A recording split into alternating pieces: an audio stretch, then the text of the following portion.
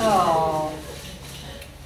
So Einstein was actually, he was imprinted, as I mentioned, and he was released into the wild, and we're not sure if whatever situation he was in, if they just didn't realize that he was an imprint, or exactly what happened there. But one way or the other, he was out there on his own wild. And because he's an imprint, of course, he wanted to be around people. And Einstein actually ended up adopting a family. And he was hanging out at their place. We're not sure if he was being fed or if he was just being sociable. But he adopted this family, and just kind of hanging out. And this was all well and good until he decided that the neighbors were a threat to his family. And then he began to act very aggressively toward the neighbors. He was dive-bombing them, he was screaming at them, generally making himself a nuisance.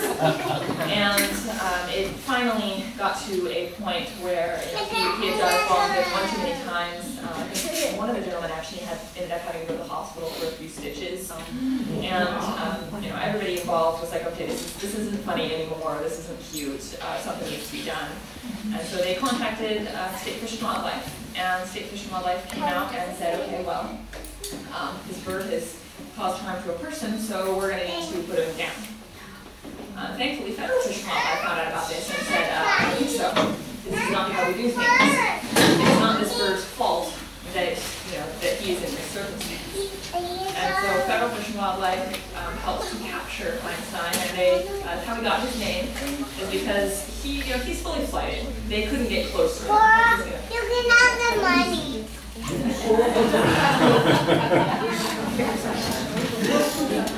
And so they were kind of questioning how they were going to be able to capture this particular bird.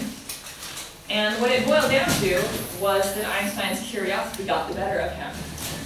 So they threw out some various objects in the yard of the family, and he was particularly drawn to a Rubik's Cube. He came down to investigate this, and that provided the necessary distraction for Fish and Wildlife to actually catch him. And then they contacted us about finding a permanent home for him, and we were thrilled with the prospect. And found out that besides being a little bit hungry, he didn't really have any attitude problems. So he's actually, you can actually see just kind of on the topic of Einstein, if you look at all of his back and his wings, you can see that there's some darker feathers and some lighter feathers. And so all those light feathers are feathers that he grew in 2 years ago, and he is in the process of getting in his adult color still again.